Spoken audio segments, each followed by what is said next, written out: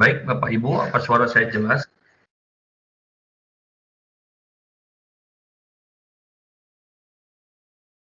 Jelas Pak, ada Pak. Oke, baik. Admin bagaimana? Sudah bisa dimulai?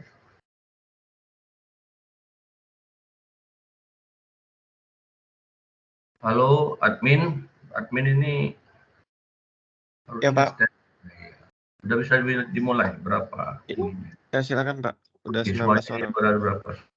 19 orang. Totalnya berapa? Totalnya ada berapa, admin? Totalnya 33. Oke, baik. Baik, Bapak Ibu. Assalamualaikum warahmatullahi wabarakatuh. Waalaikumsalam warahmatullahi wabarakatuh. Ya, selamat siang, Bapak Ibu. Kita lanjutkan pembelajaran kita, melanjutkan yang kemarin terkait dengan kepemimpinan, ya, kepemimpinan. Jadi kali ini saya akan berbicara apa yang kita hadapi sebagai seorang pemimpin dalam sebuah organisasi dan apa langkah yang bisa kita lakukan. Bapak Ibu ini saya anggap adalah orang-orang yang sudah memiliki kapabilitas, memiliki pengalaman terkait bagaimana bersama-sama bekerja dalam sebuah organisasi. Namun memang perlu juga kita kemudian memahami apa sih situasi yang sedang kita hadapi saat ini. Jadi pertemuan kali ini saya minta Bapak Ibu, karena apa yang akan saya sampaikan ini original dari saya. Maka dari itu tidak akan Bapak Ibu temui di tempat lain. Jadi saya harap Bapak Ibu kita bisa sama-sama menyimak, sama-sama memahami, dan saya harap apa yang disampaikan ini bisa memberikan ilmu, memberikan manfaat bagi Bapak Ibu semua. Kali ini saya akan mengambil judul ya, tentang kepemimpinan kolaboratif. Apa itu Bapak Ibu kepemimpinan kolaboratif? Sebelum kita melihat lebih jauh, apa sih kepemimpinan kolaboratif itu? Ya. Nah, ini. Bapak Ibu sudah tahu VUCA? Coba saya tanya dulu dengan Bapak Ibu ini. VUCA itu apa? Coba siapa yang mau menjawab atau memberikan tanggapan? Coba VUCA itu apa? Bapak Ivan Juniarsa, coba. Pak Ivan, apakah sudah tahu VUCA itu apa? Atau sudah pernah mendengar VUCA itu apa? VUCA World, ya, dunia VUCA. Pak Ivan, ya, Pak Ivan Juniarsa. Iya, Pak. Iya. Bapak tahu VUCA World itu apa? Atau VUCA itu apa? Pernah mendengar? Belum, Pak. Belum pernah mendengar VUCA. Bapak Ibu yang lain, istilah VUCA-nya apa? Belum tahu. Pak Alexander, coba. Pak Alexander, yang mana Pak Alexander ini? Halo, Pak Alexander. Ya, Pak. Iya. Bapak pernah mendengar istilah VUCA ini bagaimana? Apa? Tahu enggak VUCA ini? Ya, Pak. Pernah dengar enggak istilah VUCA ini? VUCA World atau VUCA? Pernah, Pak. Oh iya. Coba apa artinya Pak, atau sepengetahuan Bapak aja?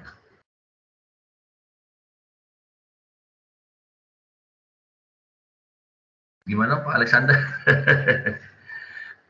Iya ya. Pak Alex, mana Pak Alexander? Kira-kira yang Bapak ini dulu ya. Jangan tengok di Google, kita tahu. Itu dimatikan Pak, layarnya. hilang-hilangan ini, Pak. Oh itu ya sudah, oke baik ya. VUCA word, apa VUCA word itu? Ya, VUCA itu singkatan Bapak Ibu. Ya, yang pertama volatility, uncertainty, kemudian ambiguity dan complexity or VUCA. Ya, teori ini pertama kali dicetuskan oleh Warren Bernis pada tahun 1987. Ya. Pada saat itu kekalahan Uni Soviet dan lain sebagainya, perang Teluk terjadi. Ya. Maka dari itu dalam pelatihan kepemimpinan militer dicetuskanlah yang namanya VUCA, ya. Volatility, uncertainty, ambiguity, dan complexity. Ya. Apa kemudian volatility itu? Volatility itu artinya tidak stabil. Tidak stabil. Dunia ini cepat sekali berubah. Cepat sekali. Perasaan saya, perasaan kita bersama ini. Baru saja kemarin kita masuk kuliah misalnya. Hari ini sudah pertemuan kesekian. Cepat sekali. Kemudian penuh gejolak. Wah, banyak sekali kasus-kasusnya. Mulai kasus hukum, sosial, kasus apalagi segala macam ya. Bahkan apa namanya COVID-19 2020 ya, 3 tahun kita Bapak Ibu. Nah, kemudian tidak stabil dan tidak terduga. Nah, kita tidak bisa lagi menduga.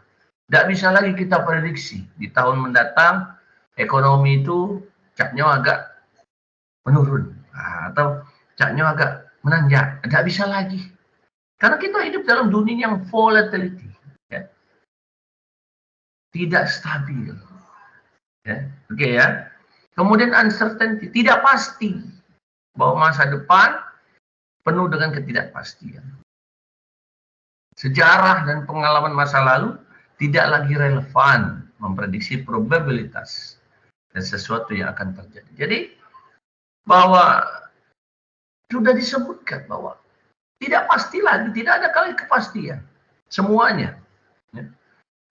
Kalau kita bicara masalah apa namanya, oh dulu itu kalau kita punya pemimpin yang katakanlah karismatik, kemudian maaf misalnya pakai sorban, katakanlah seperti zaman misalnya saat itu, atau pemimpin yang cak ini, gitu.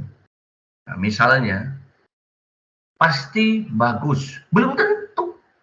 Nah, begitu pula masyarakat, wah yang seperti ini harusnya kita hadapi dengan yang seperti ini. Misalnya demo tuh dulu dipakai mungkin apa namanya ngusir pakai kekerasan dengan apa dan lain sebagainya ya, dengan gas air mata dan lain sebagainya. Sekarang nggak bisa lagi, ya nggak bisa lagi, nggak bisa pengalaman yang lalu kemudian kita pakai untuk di masa depan karena hidup sudah penuh ketidakpastian. Kemudian yang ketiga adanya complexity. Dunia modern ini Bapak Ibu lebih kompleks dari sebelumnya. Ya. Mohon maaf ya. Sekarang ini kadang-kadang netizen itu lebih berkuasa sepertinya. Ya, di atas segalanya. Walaupun kadang juga ada manfaat baiknya. Ya. Tetapi paradigma yang terjadi bahwa perubahan dunia modern ini kemudian mempengaruhi kinerja kita semua. Ya, tidak bisa lagi. Kemudian kita berpikir bahwa, oh dulu seperti ini, maka sekarang sudah harus seperti ini. Tidak bisa di dunia modern, tidak bisa digunakan. Karena semuanya sudah sangat kompleks. Kita berdiri di sini, orang di bumi mana sudah tahu. Kita mengerjakan ini di sini, sekian detik kemudian di dunia mana sudah tahu. Jadi kompleks sekali. Ya. Masalahnya itu dan akibatnya itu semakin berlapis dan saling mempengaruhi. Itu letak masalahnya. Jadi situasinya sudah sangat kompleks. Kemudian yang terakhir, yang keempat, ambiguity. Ambigu udah jelas. Ya. Tidak jelas. Bingung, ini mau bagaimana. Situasinya itu ambigu, udah jelas. Ya. Sulit dipahami. Banyak tafsir, banyak persepsi. Makanya kadang Bapak Ibu, kalau amati di akhir-akhir ini situasi di Indonesia khususnya, banyak sekali pengamat. Oh, kalau pengamat itu tiba-tiba muncul dan berbicara atas apa yang dia pikirkan. Kadang-kadang bicara ini tanpa dasar. Beberapa hari yang lalu ya di di media sosial, di WhatsApp ya, ada video foto terkait penelantaran jemaah haji. Wah, kloter 3 kalau tidak salah. Kopernya ditaruh di depan hotel dan sebagainya. Sudah di-share kemana-mana. Tahu-tahunya hoax. Ya, hoax. Dan kemudian orang yang menyebarkan itu bukan orang yang bukan orang yang kemudian dia ahli dalam teknologi misalnya, wah dia kemudian hacker atau apa, hanya orang rumah tangga, ibu rumah tangga biasa yang dia menge-share dengan ada pemikiran dia nge-share dan cepat sekali itu beredar semuanya, cepat sekali beredar. Nah disitulah letak kita kemudian tidak bisa percaya lagi dengan situasi yang terjadi. Ya, Bapak Ibu, ya bisa dipahami Bapak Ibu? Bisa ya? Halo Bapak Ibu, Pak suara saya jelas ini? Jelas, Pak. Bisa, Pak. Jelas ya? Oke, kita lanjut. Nah, maka dari itu, VUCA ini tantangan Bapak Ibu. VUCA ini adalah tantangan.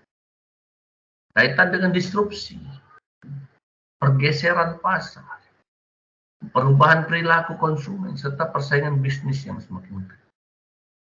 Jadi, tantangan ini bagaimana cara kita untuk menghadapi. Semuanya berubah, semuanya tidak bisa diprediksi, semuanya sudah tidak sama lagi dengan tahun yang lalu, dengan tahun-tahun yang dulu. Tidak bisa lagi metode yang dulu kita gunakan hari ini, tidak bisa lagi. Mulai dari ekonomi, berbagai aspek, sosial, kesehatan, pendidikan, semuanya tidak bisa lagi. Metode belajar semua sudah berubah. Hari ini Bapak Ibu duduk di sini di depan HP, depan komputer, depan laptop, kita belajar. Dulu ya, pada masa dulu sebelum Covid ya, kuliah yang lewat online seperti ini bahkan tidak diakui oleh Dikti. Ya. Dianggap tidak boleh gitu, harus tatap muka. Sekarang hampir rata-rata kebanyakan tatap muka. Orang dari luar negeri, dari Singapura mungkin kalau dia mau kuliah di Stisipol bisa, saya pikir kalau sistem pembelajaran seperti ini. Jadi semua aspek sudah berubah. Ya. Kita belanja cukup ketik tombol lewat HP. Bahkan bibi sayur pun, mamang sayur pun sudah pakai aplikasi. Nah, beli galon sudah pakai aplikasi, bayangkan. Ya. Sudah berubah semuanya. Maka dari itu, cara memimpin yang tradisional juga sudah ketinggalan zaman. Di pertemuan sebelumnya saya sudah bahas. Tipe-tipe kepemimpinan. Autokratik, otoriter, demokratik, dan free reign leadership. Bagaimana kemudian 3 gaya kepemimpinan itu yang sering digunakan di organisasi-organisasi yang ada di Indonesia. Kepemimpinan tradisional sudah tidak bisa lagi digunakan. Yang istilahnya otoriter, demokratik, free reign, bebas kendali, kendalinya bebas saja. Yang siapa yang mau kerja kerja, yang tidak mau kerja tidak mau kerja, tidak apa-apa. Tidak bisa lagi digunakan karena dinilai ketinggalan zaman, lamban dan tidak efektif. Sudah pernah kita ulas ini. Kemudian maka dari itu perlu adanya model kepemimpinan baru yang gesit. Gesit itu bagaimana sih? Gesit itu bukan cuma cepat, tapi ada perhitungan ketika melakukan sesuatu. Bapak Ibu. Lanjut. Maka dari itu, Bob Johansen, ya, ini ada institusi, ya, Institute for the Future. Ya. Dia punya buku. Halo, itu suara siapa? Halo. Tolong admin. Jadi saya lanjut, Bob Johansen ya, dia punya buku yang berjudul Leaders Make the Future. Dia punya 4 kerangka kerja untuk merumuskan bagaimana sih cara kita menghadap situasi VUCA ini. Ya. Yang pertama harus punya vision atau visi atau tujuan. Yang kedua understanding, bisa mengerti dan peka. Ya. Kemudian yang ketiga kejelasan atau clarity atau pemahaman yang baik. Kemudian yang keempat adalah agility atau kelincahan. Nah, 4 kerangka kerja ini yang harus dimiliki kalau kita mau menghadapi situasi VUCA. Ya. Apa 4 kerangka kerja ini? Nah, langkahnya, ya. Yang pertama, volatility itu kita hadapi dengan visi. Volatility, ya, kita hadapi dengan vision. Yang pertama, langkah yang bisa diambil, terima dan rangkul perubahan, Bapak Ibu, sebagai bagian dari lingkungan kerja yang konstan dan tidak dapat diprediksi. Jangan dilawan, jangan ditolak perubahan ini. Jangan ditolak perubahan ini. Anda harus berusaha untuk menerima, rangkul perubahan, buka wawasan Anda, buka organisasi kita untuk menerima perubahan-perubahan yang terjadi. Tidak bisa lagi, kami tetap seperti ini pada azas yang kami gunakan hampir 100 tahun yang lalu. Tidak bisa, Pak Kami. Ya. Kalau tidak menerima perubahan, masih pakai mesin ketik, tatuk di kantor.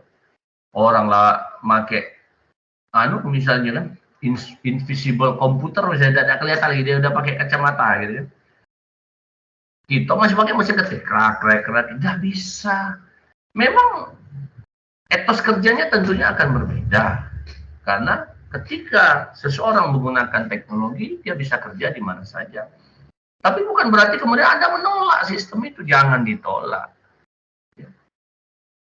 Oke. Kemudian yang kedua, buat pernyataan yang kuat dan menarik tentang tujuan dan nilai tim. Kembangkan visi bersama yang jelas tentang masa depan. Maka dari itu seorang pemimpin tuh, dia perlu tahu arahnya mau kemana. Dia punya visi, dia punya tujuan, dia punya apa yang mau dicapai, punya target. Ya. Sampaikan itu kepada staf Anda, pada organisasi Anda, sampaikan itu. Bahwa saya mau seperti ini. Perjelas semuanya. Ya, di pertemuan sebelumnya sudah banyak kita bahas. Kebutuhan, desain organisasi, dan sebagainya. Bagaimana kemudian bisa semua saling mempengaruhi. Ibarat seperti anggota badan. Kemudian yang ketiga, pastikan Anda menetapkan tujuan yang fleksibel yang dapat Anda ubah bila perlu. Ini membantu menavigasi situasi yang tidak menentu dan asing. Jadi, tujuan ini harus juga bisa dipertanggungjawabkan. Supaya suatu saat, ketika Anda kemudian membutuhkan suatu expand, membutuhkan suatu perubahan, Anda tidak terlalu banyak merubah tujuan arah daripada organisasi. Maka dari itu perlu dipikirkan ketika merumuskan sesuatu tujuan organisasi ini, bahwa saya ingin organisasi saya seperti ini. Tentunya tetap memandang segala aspek yang ada di dunia. Itu langkah pertama. Ya. Kemudian yang kedua, Bapak Ibu, atasi uncertainty dengan understanding. Atasi uncertainty dengan understanding. Mengerti dengan peka, gitu ya. Kepekaan. Yang pertama, berhenti sejenak untuk mendengarkan dan melihat sekeliling. Maka tadi kita harus terbuka dulu. Kita buka dulu wawasan kita, pikiran kita. Oh, oke, saya siap menerima masukan. Ya. Kemudian yang kedua, jadikan investasi, analisis dan interpretasi bisnis dan competitive intelligence sebagai prioritas. Ya. Bahwa Bapak Ibu ya berkuliah di S2 seperti hari ini salah satu upaya untuk meningkatkan competitive intelligence. Jadi Anda berusaha untuk belajar supaya Anda tidak ketinggalan. Jadi kalau orang tidak mau belajar, dia tertinggal. Usia bukan jadi alasan, Bapak Ibu. Ya, materi bukan jadi alasan. Sudah banyak kok sistem perkuliahan yang kemudian apa namanya mungkin sifatnya pembayarannya fleksibel dan lain sebagainya. Usia banyak yang sudah senior masih belajar gitu ya. Jadi kembangkanlah competitive intelligence supaya Anda mampu bersaing. Kemudian yang ketiga, tetap up to date dengan berita-berita. Nah, mencari tahu apa sih yang terjadi di dunia ini. Ini dah sibuk bekerja, ya, bekerja. Tetapi Anda tidak berusaha untuk mengetahui apa yang terjadi di dunia luar. Jadi seperti kata dalam tempurung, tidak bisa juga. Gitu. Jadi pahami apa yang bisa Anda pelajari terkait dalam mengatasi ketidakpastian, uncertainty. Kemudian yang keempat, tinjau dan evaluasi kinerja Anda sendiri. Kita tahu saya ini sudah bagaimana. Gitu. Saya ini sudah baik, sudah rajin, sudah apa. Nilai sendiri pekerjaan Anda, supaya Anda tahu apa yang bisa Anda kembangkan lagi. Kemudian yang kelima, pertimbangkan dengan baik langkah yang akan Anda lakukan. Langkah ini tidak bisa, Bapak Ibu, nganar itu tidak bisa. Semua harus berhitung. Seorang pemimpin itu harus bisa menganalisa bahwa apa yang saya ambil langkah ini bisa dipertanggungjawabkan dan saya mampu mempertanggungjawabkan. Perkirakan. Jangan Anda asal-asal saja yang penting jadi, udah bisa lagi. Situasi saat ini. Kemudian yang keenam, lakukan simulasi dan eksperimen dengan situasi. Sehingga kadang-kadang kita ini baik, kita ini dianggap capable karena kita berpengalaman. Ya. Jadi tidak apa-apa Bapak Ibu. Yang gagal itu dalam arti tanda kutip gagal yang bagaimana tuh, dalam arti itu menjadi pembelajaran sebenarnya. Ya. Jadi bukan berarti ketidakpastian itu tidak bisa dilawan, ya bisa saja asal kita mau menerima. Nah, bagaimana caranya? Kita perbanyak hasanah pengetahuan kita, gitu ya. Kemudian pecahkan complexity dengan clarity. Complexity ini kompleks, modern nih, penuh dengan ini. Bagaimana? Pecahkan dengan clarity. Tambah ilmu Anda, tambah ilmu. Caranya berkomunikasi dengan tim. Wah, dalam situasi yang kompleks, komunikasi membantu. Memahami. Jangan malah semakin kompleks, nambah Anda berdiam diri. Jangan juga nambah tidak ngerti. Gitu. Jadi harus berbicara, tanya, gitu. Belajar Anda dengan orang lain yang atau staf Anda yang mungkin siapa tahu mendapatkan masukan yang baik. Kemudian kembangkan tim dan dorong kolaborasi. Situasi VUCA ini seringkali terlalu rumit untuk ditangani satu orang. Jadi bangun tim. Ya, supaya apa? Supaya organisasi itu bisa berjalan lebih cepat dalam mengatasi situasi VUCA ini. Oke ya, Bapak Ibu. Kemudian lawan ambiguity dengan agility. Lawan ambiguity dengan agility. Yang pertama, dorong fleksibilitas. Mampu beradaptasi, dan semakin Anda itu berpengalaman karena banyak hal yang sudah terjadi, Anda pengalaman. Wah, ya. Make a plan, ya. Buat rencana, tapi siap-siap untuk merubah. Kemudian pilihlah orang-orang yang Anda anggap mampu untuk bekerja, yang tanda kutip banyak pengalamannya, ya. Dan biasanya orang-orang ini lebih mau bekerja sama dalam tim. Kadang-kadang, mohon maaf, fresh graduate itu kadang-kadang dia terlalu kaku. Karena dia belum terlalu banyak pengalaman. Secara ilmu dia bisa kita kita manfaatkan. Tapi secara pengalaman atau bagaimana cara dia berkolaborasi, menerima situasi, mungkin belum banyak pengalaman. Sehingga bagaimana cara Anda kemudian memilih orang-orang yang mau bekerja sama. Ya. Kemudian yang keempat, dorong staf Anda tuh untuk berpikir, bekerja di luar zona nyaman. Kadang-kadang kita ini apa namanya mentang-mentang gitu. Orang ini rajin, wah oke kerjakan kamu, begitulah bertahun-tahun. Tidak ada perubahan, maka perlu juga adanya rotasi. Gitu ya. Kemudian yang kelima, hindari memimpin dengan mendikte. Ya. Kembangkan lingkungan kolaboratif dan konsensus. Jadi terimalah masukan. Coba tanyakan apa sih yang dibutuhkan. Ya. Perlu partisipasi dalam konteks ini oleh anggota kita atau staf kita. Kemudian kembangkan budaya ide. Supaya lebih energik lagi, supaya lebih termotivasi lagi. Jadi Anda juga harus banyak hasanah wawasannya supaya Anda bisa memberikan ide-ide, ide-ide cemerlang untuk kemajuan organisasi. Bagaimana kalau kita sendiri tidak punya ide dan tidak tahu apa yang mau dilakukan, bagaimana mau mengembangkan budaya ide?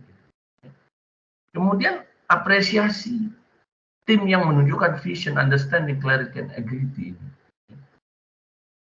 Kalau sifatnya staf ini ada yang memang dia sudah mampu untuk menunjukkan bahwa dia berusaha belajar, dia punya ide, inovasi, dan sebagainya. Maka dari itu Anda perlu apresiasi supaya yang lain termotivasi. Kemudian biarkan orang-orang melihat perilaku seperti apa yang Anda hargai. Jadi perjelas apa yang Anda tidak suka, apa yang Anda suka. Ya, kaitan dengan pekerjaan. Bahwa, oh kalau bekerjanya seperti ini, maka saya sangat apresiasi. Nah, kalau Anda bekerja seperti ini, saya tidak suka dan akan saya berikan sanksi.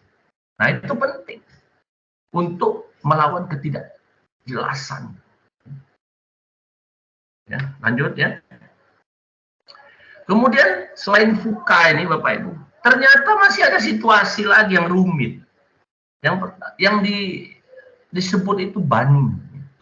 Jadi kalau FUKA BANI, apa FUKA BANI? Nah inilah kira-kira FUKA BANI. BANI ini kita hadapi pasca COVID, Bapak Ibu. Yang pertama, brittleness, keringkihan. Kedua, anxiety atau kekhawatiran. Kemudian, non-linearity, ketidaksamaan, dan incomprehensible, sulit dipahami. Bagaimana situasi ini? Ekonomi semuanya terpuruk. Kita takut nanti COVID ini terulang lagi. Wah, sekarang ada wabah zombie di Philadelphia, Amerika Serikat. Wih, kita takut. Ya. Kemudian situasi ini sulit dipahami karena di luar nalar. Karena sudah tidak sanggup lagi otak kita ini dalam tanda kutip menerima situasi kok tiba-tiba ada COVID, semuanya orang banyak yang meninggal. Kemudian semua sistem pendidikan, semua sistem sosial itu berubah. Maka sulit dipahami, tidak bisa lagi, kita tidak mampu lagi untuk memahami satu persatu situasi ini, karena semua terjadi begitu cepat, terus. Bagaimana kemudian kita bisa mengatasi BANI problems ini? BANI problems ini luar biasa Bapak Ibu. Semua terjadi, mau tahap apa, mau level apa, semua terjadi. Ketika pasca COVID kemarin, ekonomi runtuh. Semua orang sakit, rumah sakit, situasi sosial tetangga, semuanya berubah situasi. Ya, maka apa yang bisa kita lakukan? Yang pertama, Anda perlu kapasitas untuk beradaptasi. Bagaimana Anda harus punya kapasitas itu kalau Anda tidak belajar? Maka dari itu kita perlu belajar dan menambah pengalaman kita. Maka kemungkinan besar kita mampu untuk beradaptasi. Ya, perbanyak baca, perbanyak melihat tempat lain, perbanyak bertanya dengan orang lain, mau menerima masukan. Ya, perbanyak Anda, pengetahuan Anda, hasanah wawasan Anda, perbanyak dengan melihat, dengan mendengar dan sebagainya.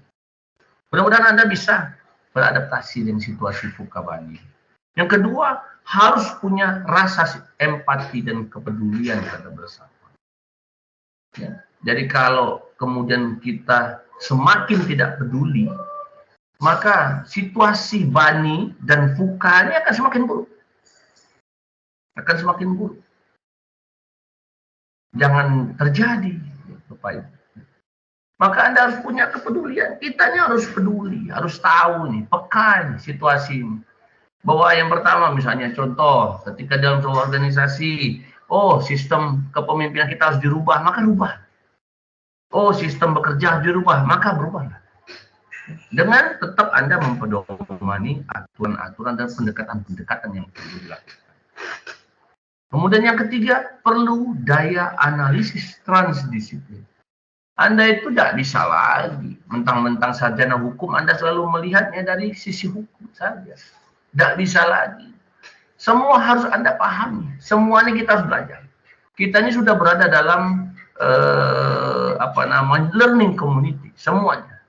Karena sudah terlalu banyak yang terjadi, terlalu cepat yang terjadi, perubahan paradigma dan sebagainya. Maka kita sekarang ini berada dalam learning community. Komunitas yang sama-sama belajar sebenarnya.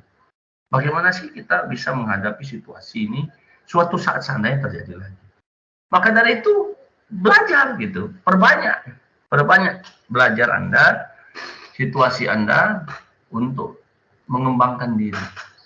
Jangan hanya misalnya mentang-mentang Anda ahli dalam satu hal saja, kemudian Anda tidak mau belajar tempat lain. Ya, itu salah juga. Maka dari itu perlu analisis daya transdisiplin Anda kita perlu kembangkan.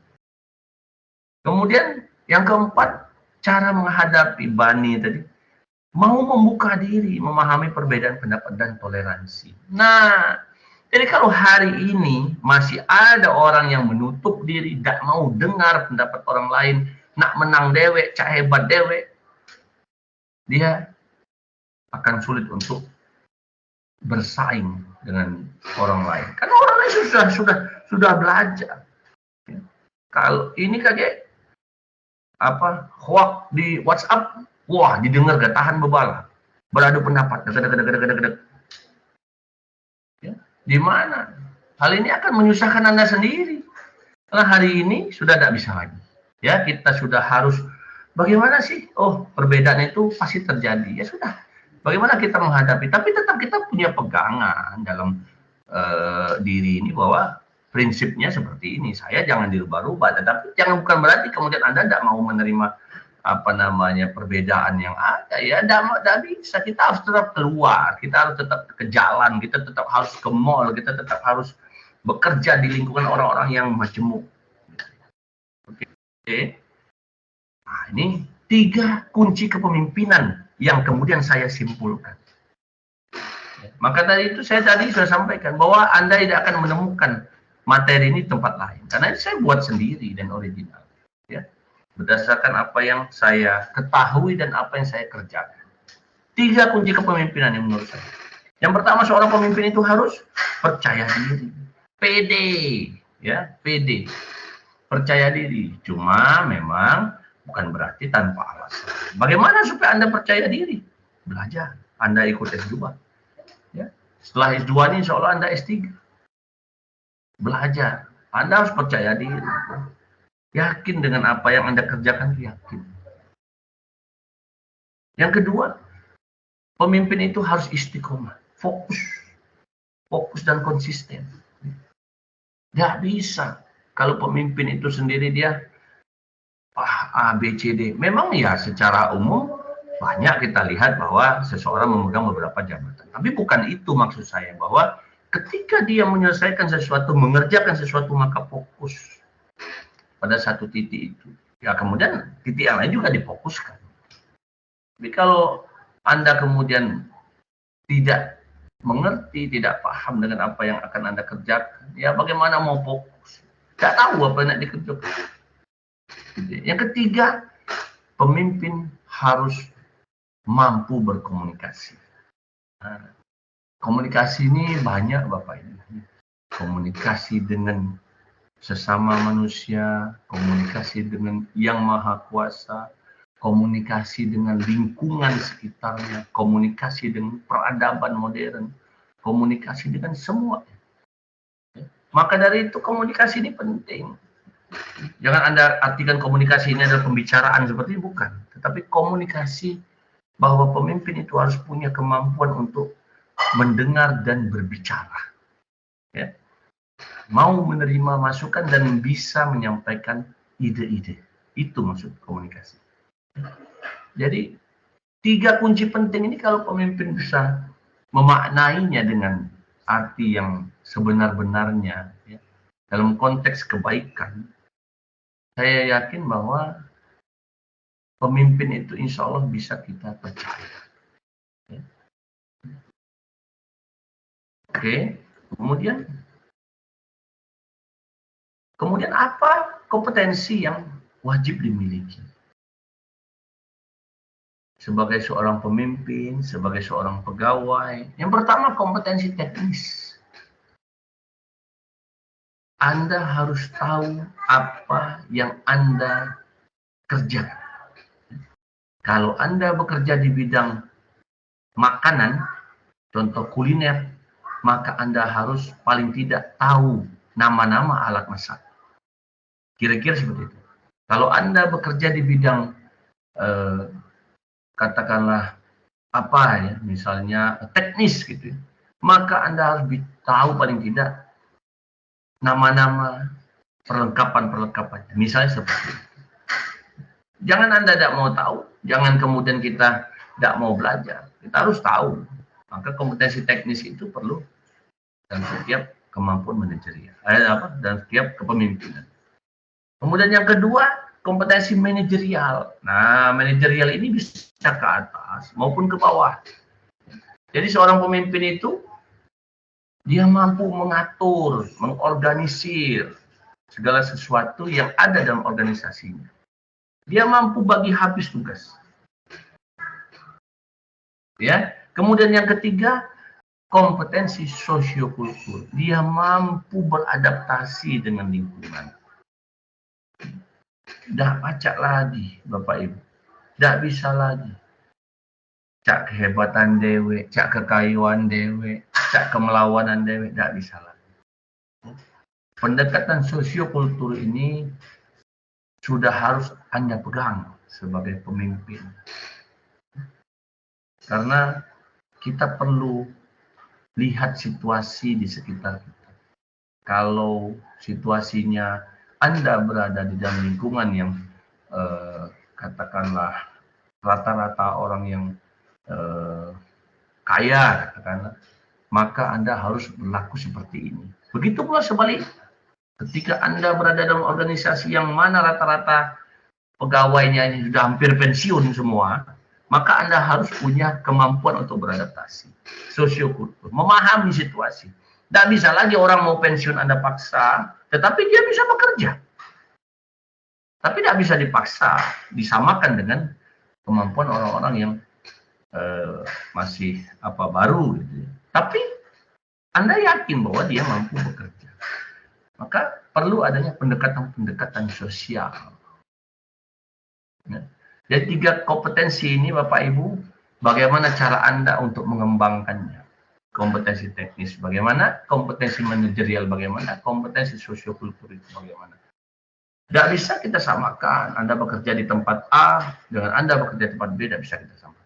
Karena itu ilmu-ilmu yang kami sampaikan, ya, silakan Anda telaah dan perlu dicermati situasi yang mungkin bisa Anda kerjakan dan bisa Anda terapkan. Itu ya, Bapak Ibu ya.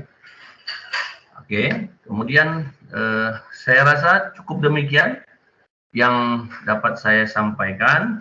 Selanjutnya silahkan kalau ada yang mau ditanggapi atau ditanyakan, kita masih punya waktu kurang lebih 10 menit. Silahkan Bapak Ibu. Ada yang mau disampaikan atau ditanyakan atau ditanggapi, silahkan. Bapak Ibu, ini perubahan paradigma ini kadang-kadang saya juga sulit untuk menerimanya. Seperti contoh hari ini. Ini kadang-kadang situasinya saya agak bagaimana gitu ya. Kadang-kadang merasa ngomong sendiri gitu ya. Oke. Baik, Bapak Ibu, ada yang mau disampaikan atau ditanyakan? Silakan. Bagaimana admin? Apakah sudah bisa diselesaikan? Saya rasa cukup ya Bapak Ibu ya. Ini hari Sabtu ini kadang-kadang jam 11 ini memang jam-jam rawan ini, jam-jam nak kondangan, jam-jam nak liburan sama keluarga ya. Ya, oke, baik Bapak Ibu, mungkin demikian yang dapat saya sampaikan. Sekali lagi saya ucapkan terima kasih. Mohon maaf kalau ada yang kurang berkenan. Selamat menikmati akhir pekan. Wassalamualaikum warahmatullahi wabarakatuh. Terima kasih. Waalaikumsalam warahmatullahi wabarakatuh. Terima kasih, Pak. Waalaikumsalam warahmatullahi wabarakatuh. Terima kasih, Pak. Sama-sama.